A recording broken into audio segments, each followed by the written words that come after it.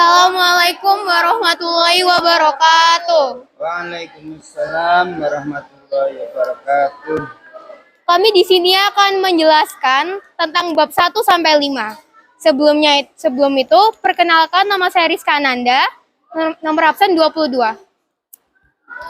Saya Niswatul Ula, nomor absen 19. Saya Hazal Intan, nomor absen 12. Saya Naura Ana, nomor absen 16. Saya Sonya Almasya, nomor absen 27. Saya Kholisatul Lailia, absen 7. Saya Verlita Felina Jani Putri, absen 29. Saya Frida Dwi Gitasari, absen 11. Bab 1 yaitu meraih kesuksesan dengan kompetisi dalam kebaikan dan etos kerja.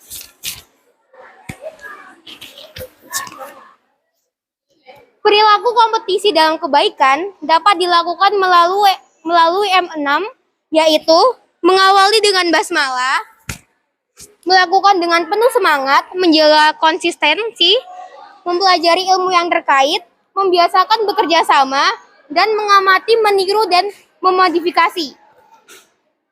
Manfaat yang diperoleh setelah melakukan M6 adalah: 1. Memperoleh ridha dari Allah Subhanahu wa Ta'ala. 2. Menjadi manusia yang bermanfaat. 3. Mempercepat penyelesaian pekerjaan. 4. Termotivasi untuk menjadi lebih baik. 5. Mempererat hubungan antar sesama.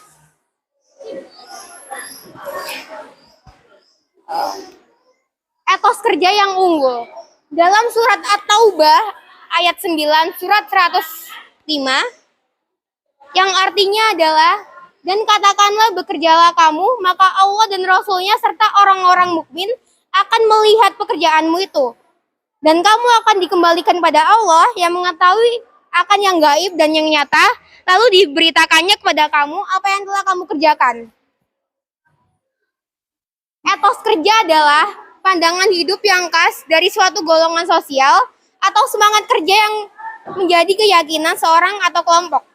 Jika dikaitkan etos kerja dengan muslim, maknanya adalah cara pandang seorang muslim bahwa bekerja itu tidak hanya bertujuan untuk memuliakan diri, tetapi juga manifestasi dalam amal soleh yang mempunyai nilai ibadah di sisi Allah.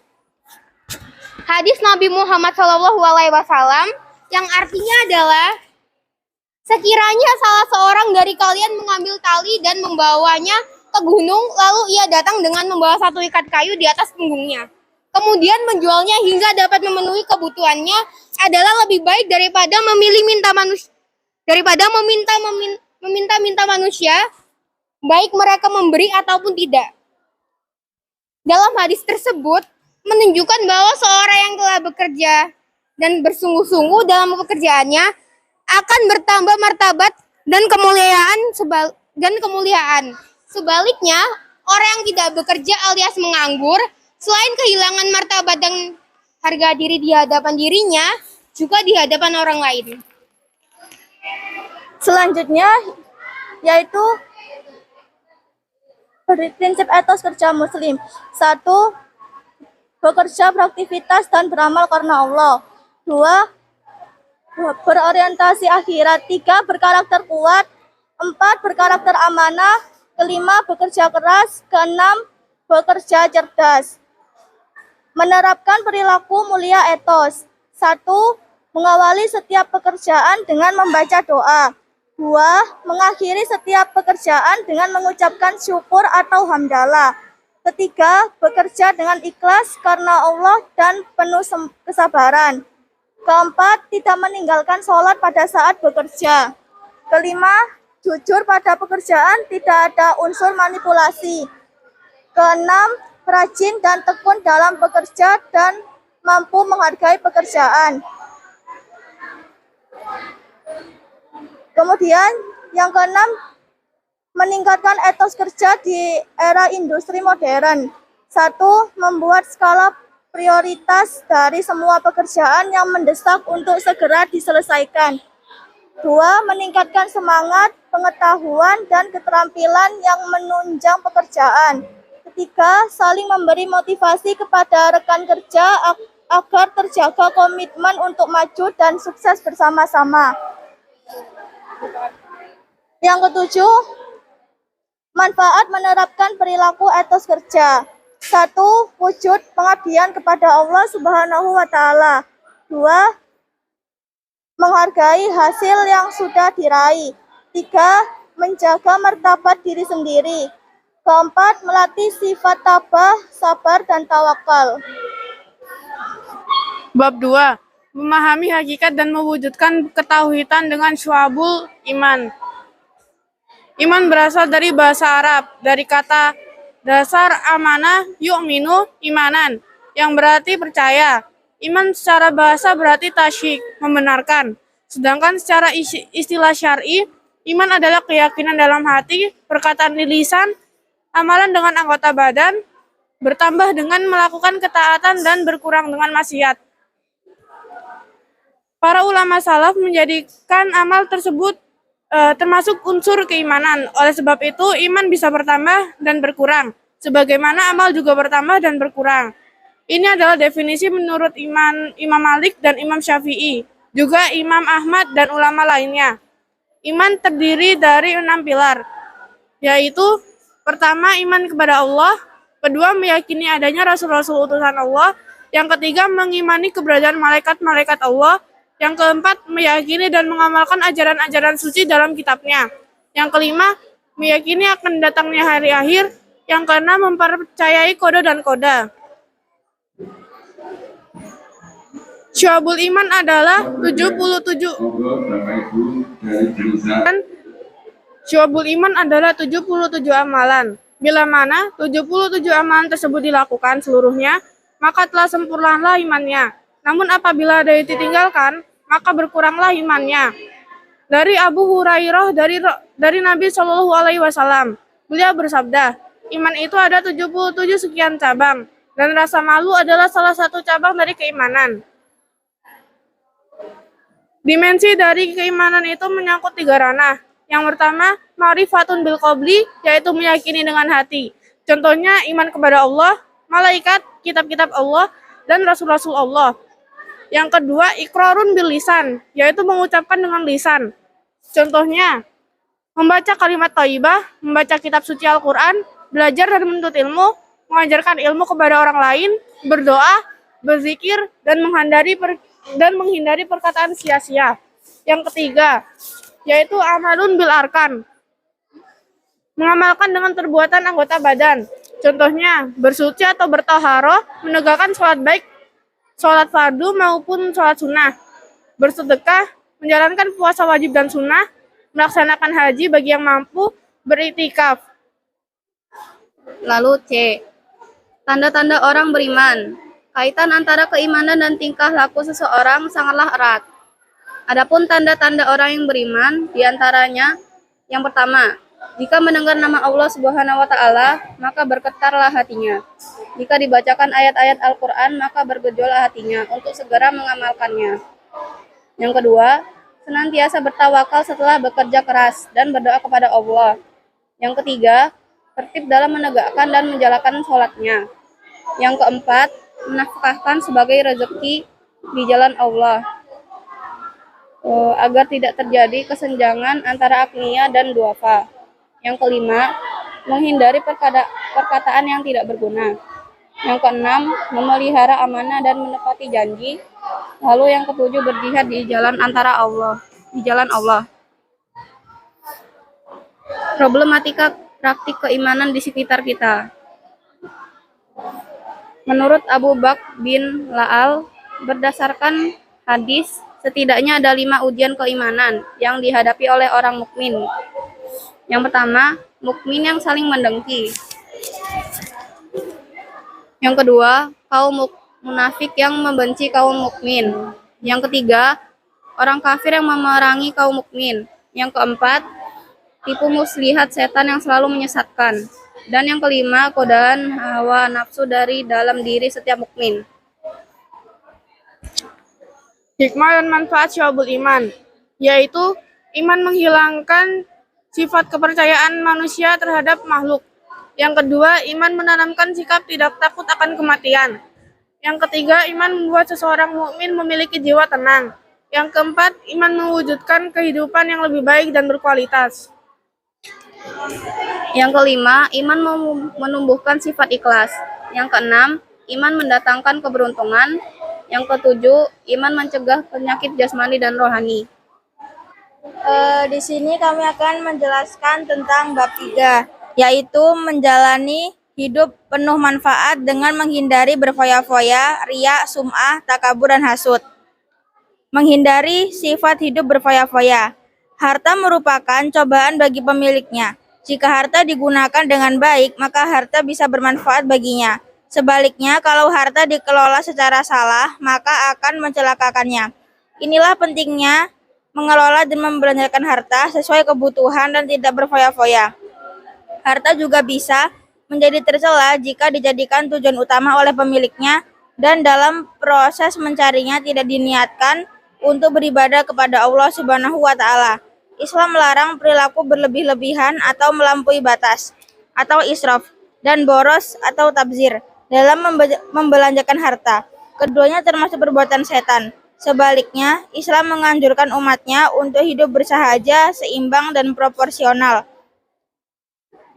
Seseorang disebut berperilaku israf apabila ia membelanjakan harta melewati batas kepatutan menurut ajaran Islam dan tidak ada nilai manfaatnya untuk kepentingan dunia maupun akhirat.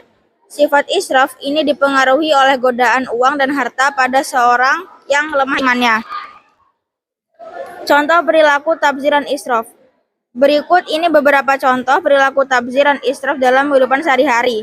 A. Contoh tabziran israf dalam makan dan minum. Seseorang mengambil banyak makanan dan minuman pada suatu acara tasyakuran. Ia takut tidak mendapat bagian, tanpa sama sekali tidak mempertimbangkan daya tampung perut.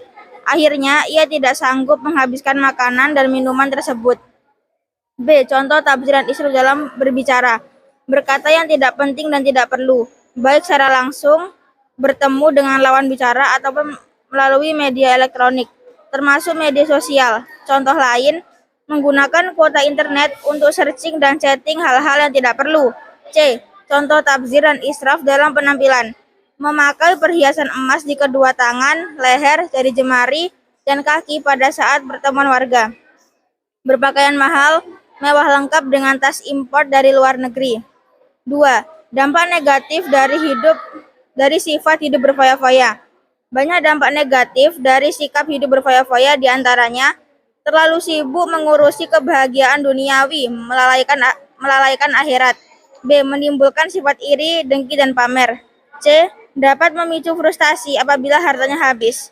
3. Cara menghindari sifat hidup berfoya-foya. Agar terhindar dari sifat hidup berfoya-foya, lakukanlah hal-hal berikut ini. A. Membelanjakan harta sesuai dengan skala prioritas kebutuhan. 2. Bertindak selektif dan terencana. 3. Bersikap rendah hati. Menghindari sifat riya dan sum'ah. Secara bahasa, sum'ah berarti memperdengarkan. Secara istilah, sum'ah yaitu memberitahukan atau memperdengarkan amal ibadah yang dilakukan kepada orang lain agar dirinya mendapat pujian atau sanjungan. Sedangkan riya secara bahasa berarti menampakkan atau memperlihatkan. Secara istilah, riya yaitu melakukan ibadah dengan niat supaya mendapat pujian atau penghargaan dari orang lain. Rasulullah SAW menegaskan bahwa riya termasuk syirik khafi, yaitu syirik yang samar dan tersembunyi. Hal ini dikarenakan sifat riya terkait dengan niat dalam hati, sedangkan isi hati manusia hanya diketahui oleh Allah Subhanahu wa taala. Riya dibagi menjadi 2 tingkatan, yaitu riya halis dan riya syirik. Riya halis yaitu melakukan ibadah hanya untuk mendapat pujian dari manusia semata. Sedangkan riya syirik yaitu melakukan suatu perbuatan karena niat menjalankan perintah Allah dan sekaligus juga karena ingin mendapatkan sanjungan dari orang lain. Seseorang yang bersifat riya dan sum'ah memiliki ciri-ciri sebagai berikut.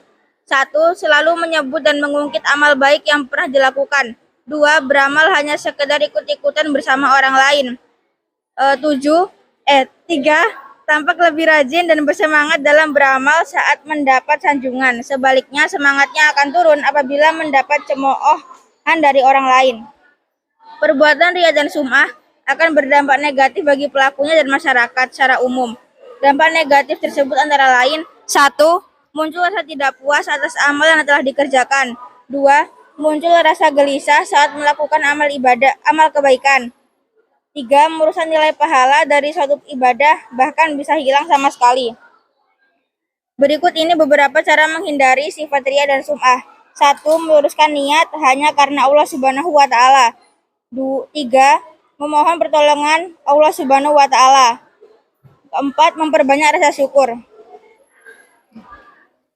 Yang D. Menghindari sifat takabur. Takabur adalah sikap seseorang yang menunjukkan sifat sombong atau merasa lebih kuat, lebih hebat dibanding orang lain. Orang takabur selalu meremehkan dan merendahkan orang lain, tidak mau mengakui kehebatan dan keberhasilan orang lain, dan menolak kebenaran. Sifat takabur termasuk penyakit hati yang sangat dibenci oleh Allah Subhanahu wa taala karena membuat seseorang ingin terus-menerus menunjukkan kehebatan dirinya di hadapan orang lain. Sikap takabur akan berdampak negatif bagi kehidupan seseorang, di antaranya 1. Dibenci oleh Allah Subhanahu wa taala dan Rasul-Nya.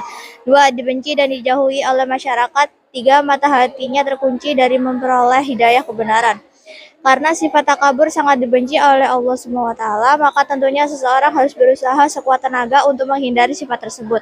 Beberapa cara menghindari sifat takabur di antaranya adalah 1. Menyadari kekurangan dan kelemahan dirinya. 2. Menyadari bahwa hidup di dunia hanya sementara. 3. Berusaha selalu menghargai orang lain. 4. Bersifat rendah hati. 5. Ikhlas dalam melakukan ibadah. Yang E. Menghindari sifat hasad. Hasad adalah sifat seseorang yang merasa tidak senang terhadap kebahagiaan orang lain karena memperoleh suatu nikmat dan berusaha menghilangkan nikmat tersebut. Dikarenakan adanya rasa benci terhadap segala sesuatu yang dimiliki oleh orang lain, baik berupa harta, benda, ataupun jabatan. Orang yang hasad akan selalu berusaha 1. Mengharapkan hilangnya nikmat yang dimiliki orang lain dan berpindah padanya. 2. Mengharapkan hilangnya kebahagiaan orang lain. 3. Merasa tidak ridha terhadap nikmat yang diberikan oleh Allah Subhanahu wa taala. Selain di atas, banyak dampak negatif lain dari sifat hasad, di antaranya adalah 1. Menentang takdir Allah Subhanahu wa taala. 2. Hati menjadi susah. 3. Meremehkan nikmat dari Allah Subhanahu wa taala. Adapun beberapa cara untuk menghindari sifat hasad adalah sebagai berikut. 1. Meyakini keadilan Allah Subhanahu wa taala. 2. Memperbanyak rasa syukur. 3. Senang membantu orang lain. 4. Mempererat tali silaturahmi. 5. Mendahulukan kepentingan umum. Ini saya akan mempresentasikan bab 4, asuransi bank, koperasi untuk perekonomian umat dan bisnis yang maslahah. 1. Pengertian asuransi syariah. Merujuk pada Fatwa Dewan Syariah Nasional Majelis Ulama Indonesia, asuransi syariah adalah usaha untuk saling membantu dan berbagi di antara sejumlah orang atau pihak melalui investasi dalam bentuk aset atau terbaru. Menurut istilah asuransi syariah atau takaful adalah pengaturan risiko yang memenuhi ketentuan syariah, tolong-menolong, simbiosis mutualisme yang melibatkan peserta asuransi dan pengelola serta berdasarkan pada ketentuan Al-Quran dan Sunnah. Sedangkan asuransi syariah menurut Undang-Undang Nomor 40 Tahun 2014 ini adalah kumpulan perjanjian antara pemegang polis dengan perusahaan asuransi syariah dalam rangka pengolahan kontribusi berdasarkan prinsip syariah guna saling tolong-menolong dan melindungi. Adapun unsur-unsur yang terdapat dalam asuransi yaitu adanya 1. Pihak tertanggung, 2. Pihak penanggung, 3. Akad dan perjanjian asuransi. 2. Dasar hukum asuransi syariah. Para ulama fikih kontemporer menyatakan bahwa asuransi terbagi menjadi 2 macam, yaitu asuransi tijari atau asuransi yang bersifat komersil dan profit oriented, maka hukumnya haram. Alasannya pada asuransi tijari ini terdapat praktik riba dan gharar. Dan yang kedua adalah asuransi tahuni dan tabaru yang merupakan asuransi sosial dan landasannya adalah tolong-menolong, sehingga para ulama bersepakat hukum asuransi ini mubah atau boleh. Sedangkan regulasi yang mengatur tentang seluk-beluk dan pengelolaan asuransi di Indonesia diatur dalam Undang-Undang Nomor 40 Tahun 2014 tentang perasuransian. Maka dapat disimpulkan bahwa dasar hukum asuransi syariah merujuk pada Al-Quran dan As-Sunnah, juga dirujuk pada Fatwa dan Dewan Syariah Nasional MUI yang merupakan lembaga untuk mengeluarkan fatwa-fatwa terkait permasalahan umat Islam di Indonesia. 3. Rukun syarat dan larangan asuransi syariah. Menurut para ulama fikih, rukun asuransi terdiri dari 4 hal, yaitu yang pertama, kafil, yaitu orang yang menjamin balik, berakal, bebas, berkendak, tidak tercegah menjalankan hartanya. 2. Makfullah, yaitu orang yang berpiatung disarankan sudah dikenal oleh kafil. 3. Makful anhu, yaitu orang yang berhutang. 4. Makful bi, yaitu utang baik barang maupun uang disyaratkan diketahui dan jumlahnya yang tetap. Adapun syarat dan larangan bagi orang yang akan melaksanakan asuransi syariah adalah balik, berakal, bebas berkehendak, tidak sah transaksi atas sesuatu yang tidak diketahui, tidak sah transaksi jika mengandung unsur riba, tidak sah transaksi jika mengandung praktik perjudian. 4. Tujuan prinsip asuransi syariah. Tujuan asuransi syariah adalah untuk melindungi peserta asuransi dari kemungkinan terjadinya resiko yang tidak bisa diprediksi. Perusahaan asuransi menjalankan amanah yang dipercaya oleh peserta asuransi syariah untuk mengelola amanah dalam rangka menolong meringankan musibah yang dialami peserta lain. Untuk mencapai tujuan tersebut, asuransi syariah harus memiliki dasar atau prinsip yang menjadi pijaknya. Adapun prinsip besar dasar asuransi syariah adalah yang pertama, tauhid. Setiap tindakan atau keputusan yang diambil dalam praktik asuransi syariah harus berlandaskan pada nilai-nilai ketuhanan. Yang kedua, keadilan. Prinsip keadilan dalam asuransi syariah yaitu mendapatkan hak peserta dalam pengelolaan asuransi syariah sesuai proporsinya. Yang ketiga, ada ta'awun. Ta'awun berarti saling menolong atau saling membantu. Yang keempat, kerjasama. Kerjasama seorang peserta akan melakukan kerjasama dengan perusahaan asuransi. Yang kelima, ada amanah. Prinsip amanah dalam asuransi syariah ini harus tercermin dalam keterbukaan informasi dan akuntabilitas. Yang keenam, ada kerelaan. Penerapan prinsip ridho dalam asuransi syariah yaitu dengan merelakan sejumlah dana dalam bentuk premi asuransi yang dibayarkan secara rutin. Yang ketujuh adalah larangan praktik riba. Asuransi syariah tidak mengandung unsur riba, yakni mengambil keuntungan atau kelebihan pada pengembalian yang berbeda dari jumlah aslinya. Yang ke-8 ada larangan praktik gharar, yakni situasi di mana terjadi ketidakjelasan informasi di antara kedua belah pihak yang bertransaksi. Yang ke-9 ada larangan praktik judi. Maksudnya keadaan di mana salah satu pihak mengalami keuntungan sedangkan pihak lain mengalami kerugian.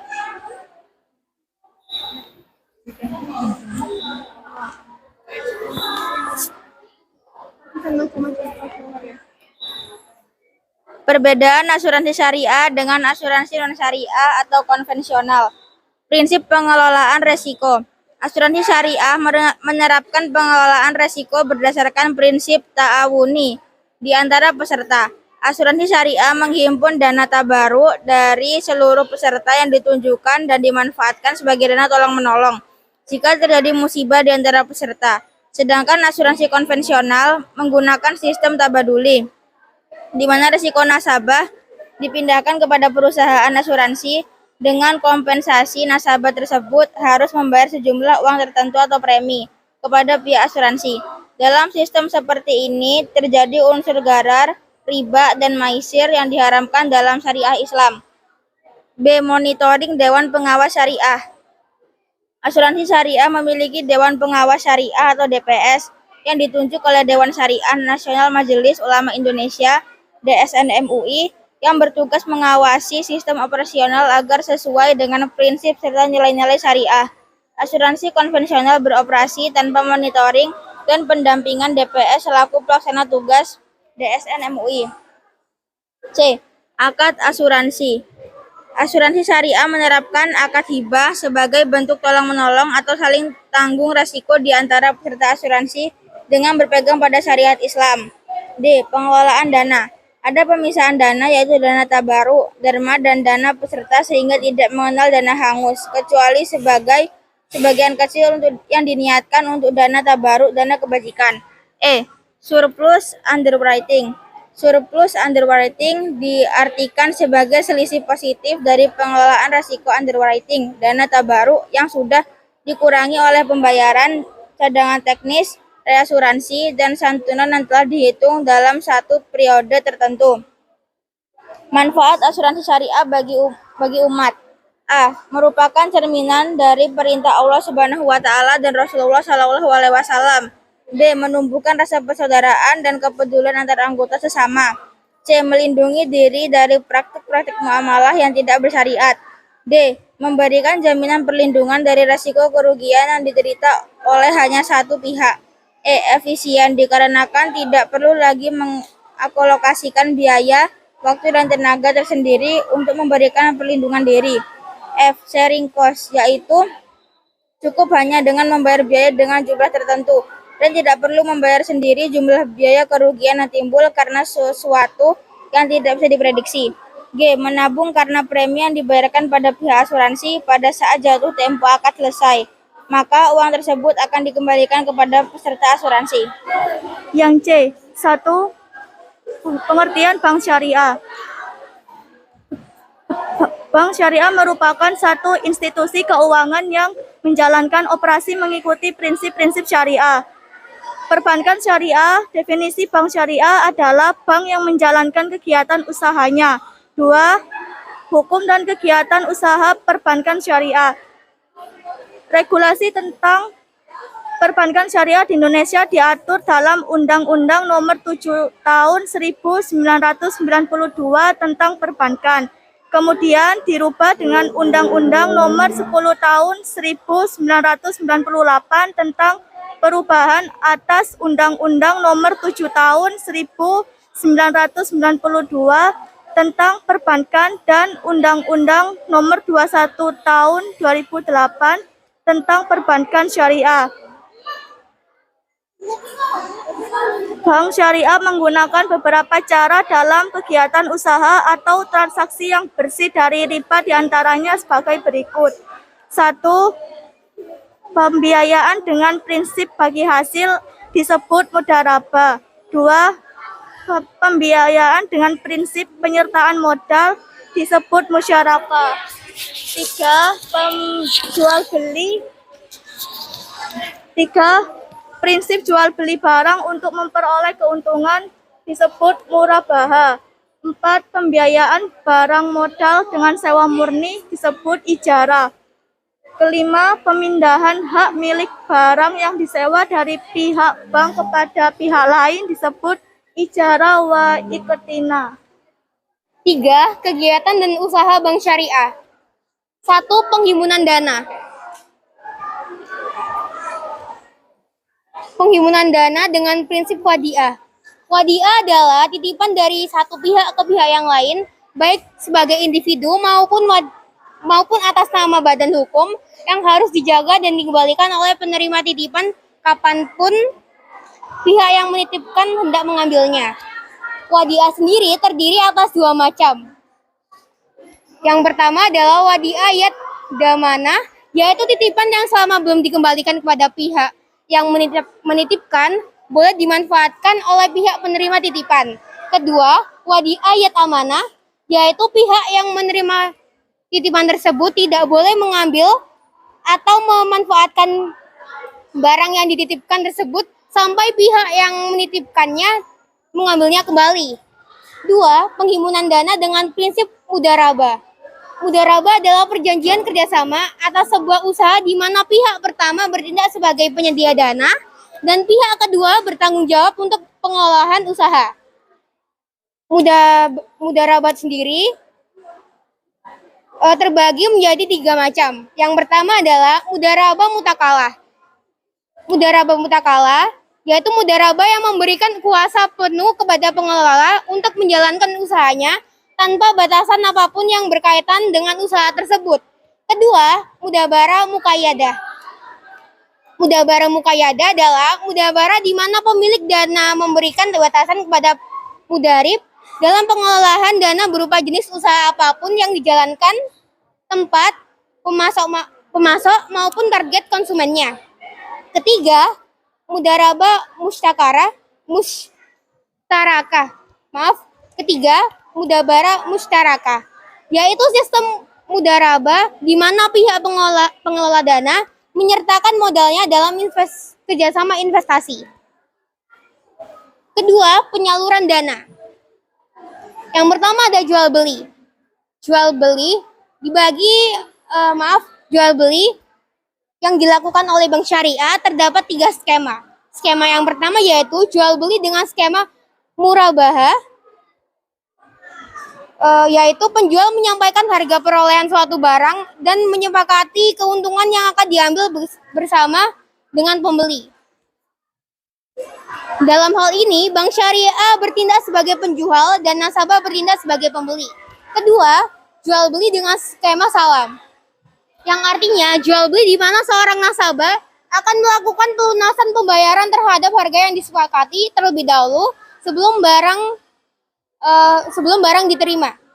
Ketiga, jual beli dengan skema istisna, yaitu jual beli yang dilakukan berdasarkan pada pemberian tugas dari pembeli kepada penjual yang juga produsen untuk menyediakan barang atau produk sesuai dengan kualifikasi yang disyaratkan pembeli dan menjualnya kembali dengan harga yang telah disepakati.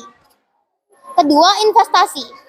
Investasi sendiri dilakukan oleh bank syariah dengan dua skema, yaitu mudharabah, yaitu persetujuan kerjasama antara pemilik modal dengan seorang pekerja untuk mengelola uang dari pemilik modal dalam kegiatan bisnis tertentu dengan kesepakatan apabila mendapat keuntungan maka dilakukan bagi hasil. Namun apabila menderita kerugian maka hanya ditanggung oleh pemilik modal. Kedua, musyarakah, yaitu perjanjian kerjasama investasi antara dua pihak atau lebih untuk menjalankan sebuah usaha yang halal dan produktif dengan kesepakatan apabila mendapat keuntungan maka akan dibagi berdasarkan persentase investasi yang ditanamkan dan apabila menderita kerugian maka akan ditanggung secara bersama dan secara profesional. Tiga, sewa menyewa. Dalam melakukan kegiatan sewa menyewa ini, bank syariah pun memiliki dua skema, yaitu kesatu adalah ijarah. Transaksi perpindahan hak pakai manfaat suatu barang dan jasa dalam waktu tertentu dengan cara membayar sewa atau upah tanpa melalui merubah status kepemilikan. Kedua, ijarah mumtahiyah bitamlik, yaitu kombinasi antara sewa menyewa, jual membeli dan hibah, di mana pihak yang menyewakan berjanji akan menjual barang yang disewakan pada akhir periode. Lalu ada jasa pelayanan. Jasa pelayanan yang ditawarkan oleh bank syariah ada 4, yaitu yang pertama, wakalah, yang merupakan serah terima dari seseorang kepada orang lain untuk mengerjakan sesuatu. Seseorang tidak bisa mewakilkan lagi amanah tersebut kepada orang lain. Yang kedua ada hawalah, yaitu transaksi yang muncul sebab salah satu pihak memindahkan tagihan utang kepada orang lain yang menanggungnya. Yang ketiga ada kafalah, merupakan pemberian jaminan dilakukan oleh pihak pertama untuk pihak kedua. Pihak pertama bertanggung jawab atas pembayaran barang yang menjadi hak pihak kedua. Lalu yang keempat yaitu rahn, menahan aset nasabah sebagai jaminan tambahan pada pinjaman yang diberikan. Yang keempat, berikut ada beberapa hikmah dan manfaat dari bank syariah adalah yaitu yang pertama, terhindar dari perbuatan riba. Yang kedua, menjalankan syariat Islam dalam bidang keuangan. Yang ketiga, keuntungan diperhitungkan berdasarkan bagi hasil. Yang keempat, memberikan saldo tabungan yang rendah. Yang kelima, dana nasabah dipergunakan sesuai syariah. Yang keenam, penabung adalah mitra bank syariah. Dan yang ketujuh, dana ditujukan untuk kemaslahatan umat. D. Koperasi syariah. 1. Pengertian koperasi syariah. Koperasi syariah adalah badan usaha koperasi yang menjalankan aktivitas usaha dengan prinsip, tujuan, dan kegiatan berlandasan pada Al-Quran dan hadis. Koperasi syariah juga bisa disebut badan usaha yang beranggotakan orang-orang atau badan hukum koperasi dengan landasan kegiatannya berdasarkan prinsip syariah sekaligus sebagai gerakan ekonomi kerakyatan dengan prinsip kekeluargaan. 2. Dasar hukum koperasi syariah. 1. Al-Quran dan hadis terutama tentang prinsip tolong-menolong atau ta'awun dan saling menguatkan atau takaful. 2. Pancasila dan Undang-Undang Dasar 1945. Pada sila kelima Pancasila yaitu keadilan sosial bagi seluruh rakyat Indonesia. Simbol dari sila kelima juga dipergunakan sebagai logo koperasi. Di dalamnya terkandung makna filosofis bahwa keberadaan koperasi harus mendatangkan keadilan bagi seluruh anggotanya. Adapun pasal 33 ayat 1 dalam Undang-Undang Dasar yang berbunyi perekonomian disusul sebagai usaha bersama atas asas kekeluargaan. Adapun jenis-jenis kegiatan dan usaha yang dijalankan oleh koperasi syariah adalah penghimpunan dana. Secara umum, sumber dana koperasi syariah dapat diklasifikasikan sebagai simpanan pokok, yaitu setoran awal yang merupakan modal dengan jumlah yang tidak boleh berbeda dengan anggota satu dengan anggota lain. Yang kedua, simpanan wajib, yaitu simpanan yang besarnya ditentukan dengan jumlah yang disepakati. Penyetorannya dilakukan secara periodik dan terus-menerus hingga keanggotaan dalam koperasi syariah dinyatakan berakhir. Yang ketiga, simpanan sukarela, yaitu simpanan dengan sebuah bentuk investasi. Bentuk dari simpanan sukarela ini terdiri dari dua macam skema, yaitu skema dana titipan wadiah dan skema dana investasi. Setelah simpanan sukarela, yaitu ada investasi, merupakan suntikan dana dari pihak lain untuk pengembangan usaha. Yang kedua, penyaluran dana. Penyaluran dana yaitu disalurkannya kembali pada anggota maupun calon anggota dengan prinsip bagi hasil, mudharabah dan musyarakah, jual beli, piutang mudharabah dan piutang salam, piutang istina dan sejenisnya. Yang ketiga, investasi dan kerjasama.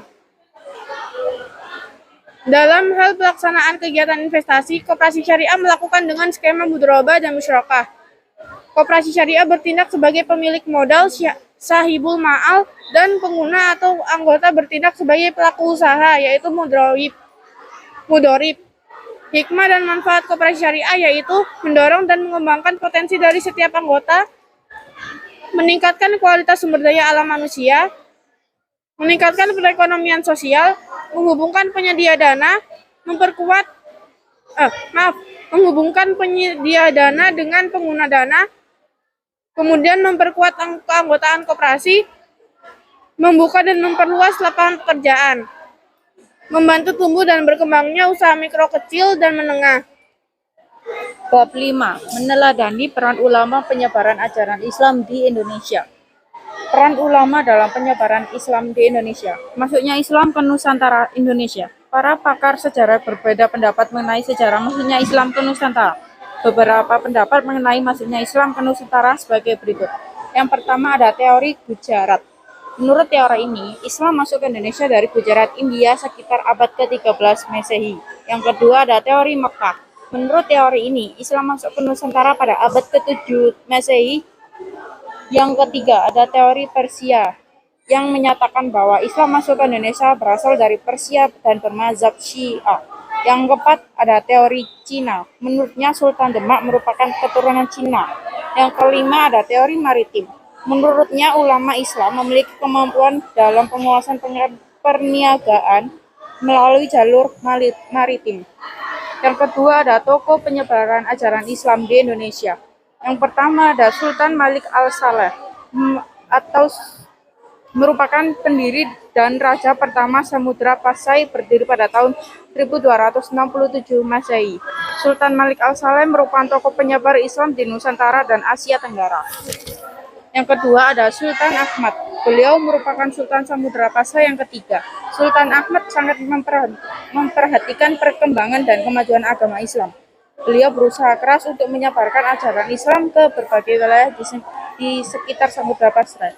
Yang berikutnya ada Sultan Alauddin Riayat Shah. Beliau merupakan Sultan Aceh ketiga. Sultan Alauddin mendatangkan ulama-ulama dari Persia dan India untuk mengajarkan agama Islam di Kesultanan Aceh. Setelah berbentuk kader-kader pendakwah, selanjutnya dikirim ke daerah pedalaman Sumatera untuk menyampaikan ajaran Islam. Yang keempat ada Wali Songo. Wali Songo merupakan 9 wali atau sunan yang menjadi pelopor penyebaran Islam di Pulau Jawa. Mereka juga berdakwah untuk menyebarkan ajaran Islam. Selain itu, proses dakwah Islam melalui pesantren yang digagas oleh Wali Songo sangat efektif untuk menyebarkan Islam ke pelosok pedesaan. Yang kelima, Sultan Alauddin atau Imangarangi Daeng Manrobia dinobatkan sebagai Raja Goa pada usia 7 tahun. Beliau termasuk tokoh yang berjasa besar pada penyebaran Islam di Sulawesi Selatan. Beliau merupakan Raja Goa pertama yang masuk Islam bersama Raja Talo. Berikutnya Datuk Tunggang Parangan. Datuk Tunggang Parangan atau Habib Hashim bin Musyakat bin Abdullah bin Yahya merupakan seorang ulama Minangkabau yang berdakwah di Kutai Kartanegara. Datuk Tunggang Parangan berdakwah di Kutai hingga akhir hayatnya. Setelah wafat, beliau dimakamkan di Kutai Lama, Kalimantan Timur. Sultan Zainal Abidin. Beliau memerintahkan Kesultanan Ternate pada kurun waktu 1486 sampai 1500 Masehi. Salah satu peran penting Sultan Zainal Abidin dalam penyebaran agama Islam adalah mendirikan pesantren-pesantren dengan pengajar yang didatangkan langsung dari Jawa. Ada juga ulama Indonesia yang bermukmin di Makkah, yakni Syekh Imal Al-Minangkabawi dan Syekh Ahmad Khatib Sambas. Keduanya memiliki jasa besar terhadap penyebaran Islam di Nusantara melalui para muridnya. Yang ketiga, keteladanan para ulama penyebar ajaran Islam di Indonesia. 1. Hidup sederhana. 2. Gigih dalam berjuang. 3. Menguasai ilmu agama secara luas dan mendalam. 4. Produktif berkaya. 5. Sabar. 6. Menghargai perbedaan. 7. Berdakwah secara damai. Sekian presentasi dari kami. Mohon maaf bila ada salah kata. Wassalamualaikum warahmatullahi wabarakatuh.